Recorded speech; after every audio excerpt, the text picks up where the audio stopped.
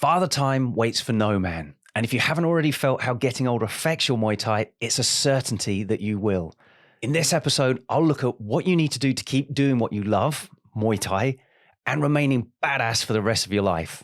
What's vital to remaining vital.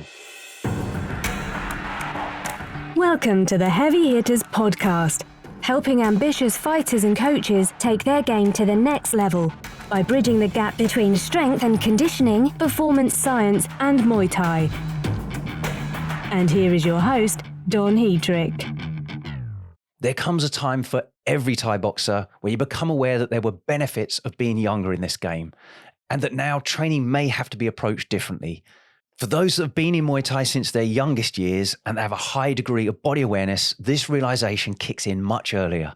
For example, in my podcast interview with 25-year-old two-times world champion Daniel McGowan, he already realizes that what he used to do wasn't necessary at the time and isn't effective or productive for him at the age he is now, despite approaching his athletic peak. We've all been a bit yeehaw in our training when we were younger. It's par for the course. Don't beat yourself up about that. But if you ask questions of yourself, with experience, we can build wisdom. So let's drop a few facts before I go on. Strength protects your joints, flexibility doesn't. You lose strength as you age, but you lose power and speed the quickest. If you picture an elderly person trying to get up out of a chair and having to use their arms to boost themselves up to give them help, this is because they've lost significant lower body strength. They're no longer strong enough to lift their own body weight, let alone an external load. And when you picture an older fighter, you see a fighter that is literally getting slower. I'll be 50 next year and I'm perched right on the edge of another statistically typical age-related drop-off in athletic performance. More on the expected rate of decline and what you can do about that in a moment. But first, let's look at what most people think they should do to age well. Everyone tends to focus on cardio fitness, flexibility and mobility as they age, which are important, but they're not the most critical. The quickest declining and most aging qualities are strength, power and speed, the neuromuscular qualities. These are the things that aren't developed during running sessions, yoga classes, or Muay Thai training. They are developed in resistance training sessions. Joints are better protected when the muscles that pull on the joints are strong enough in all directions that they pull. If you think of guy ropes pulling on a tent pole, if some of these guy ropes are tight and others are slack, the pole is going to fall over, and it's the same with your joints. Fighters in particular perform a ton of horizontal pushing with high volume of punches and push-ups, but rarely do enough horizontal pulling exercise to stabilize those shoulders properly. Over the years, the tension on the guy ropes on those shoulders gets further and further out of whack until the tent pole falls over. And then you can't train Muay Thai anymore until it's fixed. And the longer you left it, the longer that will take. That's in the short term. If you love Muay Thai and want to continue training until you pop your clogs, rather than when you pop your shoulder, back, hips, or knee, then resistance training is a very, very wise investment. Muay Thai will always be number one, the most fun. But to continue having this fun for as long as possible, you've got to maintain a youthful body. And if you're getting older, you need to arrest that decline as much as possible, or even rewind the clock for those that have yet to exploit strength and conditioning.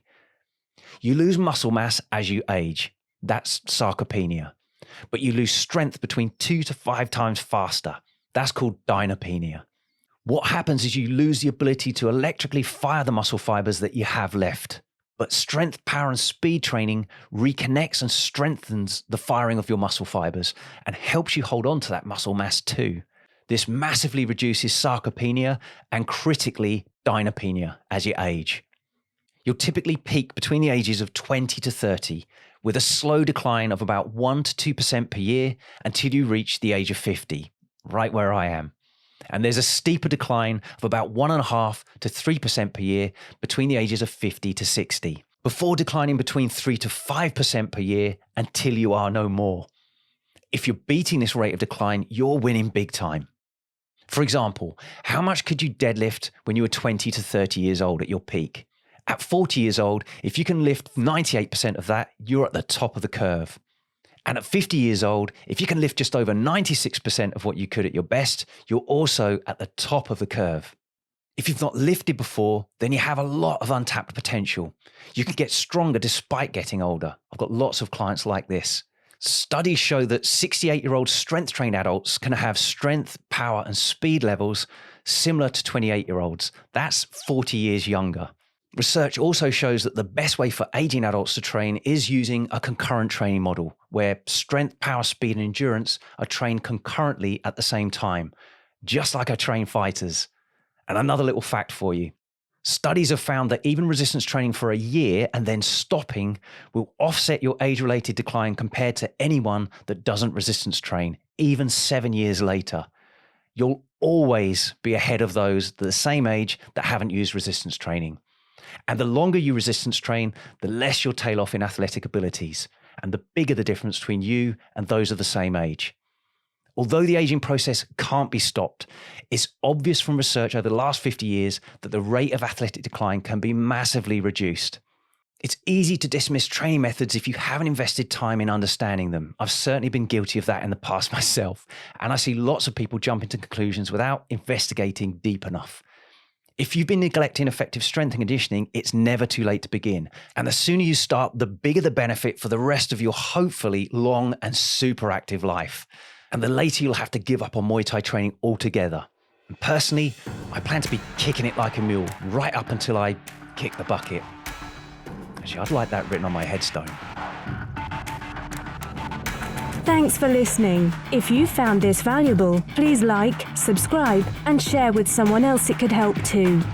Please give the podcast a review or comment below. We'd love to hear from you.